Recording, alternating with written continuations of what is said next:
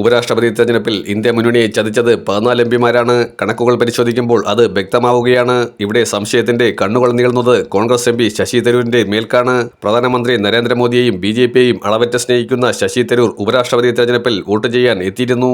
ഈ vote NDA സ്ഥാനാർത്ഥിക്ക് പോയോ എന്നാണ് ഇപ്പോൾ പരിശോധിക്കുന്നത്. കോൺഗ്രസ് പലവട്ടം താക്കീത് നൽകിയിട്ടും തരൂർ നിലപാടിൽ നിന്നും പിന്നോക്കം പോയിട്ടില്ല. അടുത്തിടെ ചില വേദികളിൽ സംസാരിക്കാൻ അവസരം ലഭിച്ചപ്പോൾ വീണ്ടും മോദി സ്തുതിയുമായി തരൂർ കളം പിടിച്ചിരുന്നു. കോൺഗ്രസിന്റെ വോട്ട് ചോരി ആരോപണത്തെ പിന്തുണയ്ക്കാൻ ഇതുവരെയും തരൂർ തയ്യാറായിട്ടില്ല. അതുകൊണ്ട് തന്നെ ഉപരാഷ്ട്രപതി തെരഞ്ഞെടുപ്പിൽ തരൂർ വോട്ടുമറച്ചുവെന്ന് ഏതെങ്കിലും കോൺഗ്രസുകാരൻ കരുതിയാലും അവരെ കുറ്റം പറയാൻ സാധിക്കില്ല. ബിജു ജനതാദൾ, BRS, ശിരോമണി അകാലിദൾ എന്നീ പാർട്ടികൾ ബഹിഷ്കരണം പ്രഖ്യാപിച്ച ഉപരാഷ്ട്രപതി തെരഞ്ഞെടുപ്പിൽ ഇലക്ട്രൽ കോളേജ് അംഗബലം 769 ചുരുങ്ങിയെങ്കിലും വോട്ട് ചെയ്തത് 768 എംപിമാരാണ്. ഇതിൽ ഒരംഗം തപാൽ വോട്ടാണ് രേഖപ്പെടുത്തിയത്. എന്നാൽ അത് റദ്ദാക്കുകയും ചെയ്തു.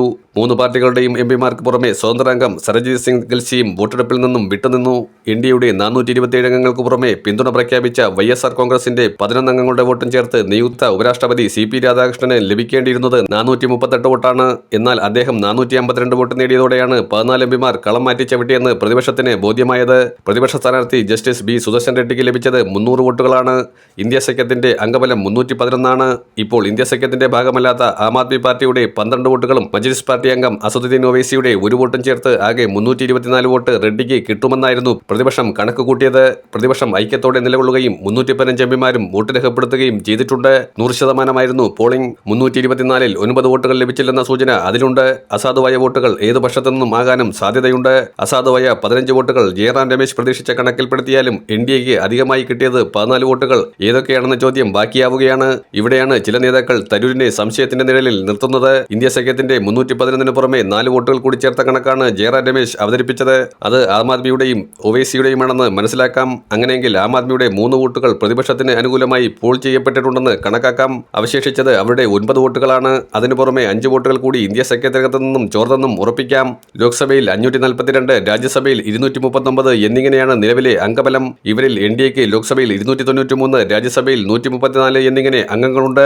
YSR കോൺഗ്രസിന് ലോക്സഭയിൽ 4, രാജ്യസഭയിൽ 7 അംഗങ്ങളുമുണ്ട്. 399 അംഗങ്ങളുടെ പിന്തുണയാണ് ഉപരാഷ്ട്രപതി സ്ഥാനാർത്ഥിക്ക് വിജയിക്കാൻ വേണ്ടിയിരുന്നത്. തരൂരിനെതിരെ പല കോണുകളിൽ നിന്നും ശബ്ദമുയർന്നു കഴിഞ്ഞു. BJP അനുകൂല നിലപാട് പലതവണ എടുത്തു എന്ന് തന്നെയാണ് ഇക്കൂട്ടർ ചൂണ്ടിക്കാണിക്കുന്നത്. നേരത്തെ രാഹുൽ ഗാന്ധി അടക്കമുള്ള നേതാക്കൾ പാർലമെന്റിൽ തരൂരിനെ ഒറ്റപ്പെടുത്തുന്ന നിലപാടാണ് സ്വീകരിച്ചത്. ബീഹാറിലെ വോട്ട് ചോരി യാത്രയിൽ പോലും തരൂരിന് കാര്യമായ പങ്കാളിത്തം നൽകാൻ രാഹുൽ ഗാന്ധി തയ്യാറാകാത്തതും അതുകൊണ്ട് തന്നെയാണ്. മോളെ, ഓണത്തിന് പുതിയ ഫ്രിഡ്ജ് കിട്ടിയല്ലോ, വലിയ ലക്ക. അമ്മേ, കേരളത്തിൽ ഇപ്പൊ വെറും ലക്കല്ല, നന്ദില ജിമാർട്ട് വക്കാലക്ക. നന്ദില ജിമാർട്ടിൽ നിന്നും പർച്ചേസ് ചെയ്യൂ. വക്കാലക്ക ഓഫർ നറുക്കെടുപ്പിലൂടെ ബമ്പർ സമ്മാനമായി ഒരു സ്റ്റുഡിയോ അപ്പാർട്ട്മെന്റും 5 ഹ്യുണ്ടായി എസ്റ്റർ കാറുകളും ഒപ്പം 100 വീതം LED ടിവികൾ, റെഫ്രിജറേറ്ററുകൾ, വാഷിംഗ് മെഷീനുകൾ കൂടാതെ കോടിക്കണക്കിന് രൂപയുടെ ഡിസ്കൗണ്ടും കൈനിറയെ സമ്മാനങ്ങളും. ഗൃഹോപകരണങ്ങൾക്ക് 70% വരെ ഡിസ്കൗണ്ടും. നന്ദില ജിമാർട്ട് കേരളത്തിൽ എല്ലായിടത്തും.